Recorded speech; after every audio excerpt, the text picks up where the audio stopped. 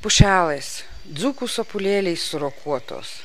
Dieve padėk, kožnam vis linki. Kaselais liepų, bitukių nubucuotos, medum patrins, suminkščis širdį.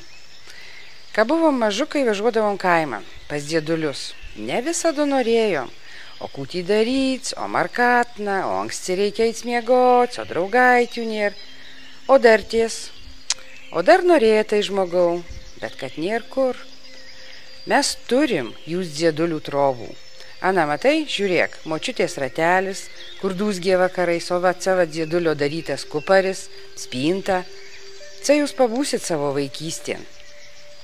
Viskų pamatysit, pačiūpausit, širdzimi pajusit.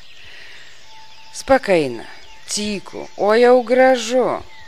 O kaip grybai prasidės augti, tai parodysim savo tropelas, mesgi neskūpus.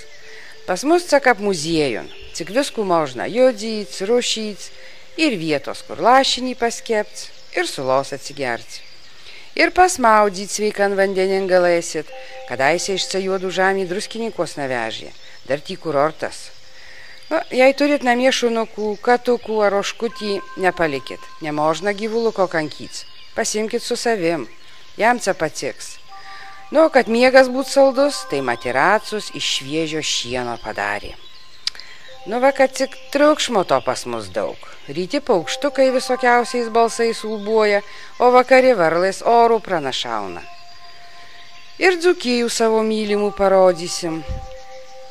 Kaimus senus, žmonės širdingus, Liškiavos bažnyčių, kur kadaise vienuoliai sodus ir prūdus turėjai, Švendubrį, kur velnės akmenį nešė ir paterioj, Raigardo slėnį, Mikalojus Konstantinas Čiurlionis vaikščioj.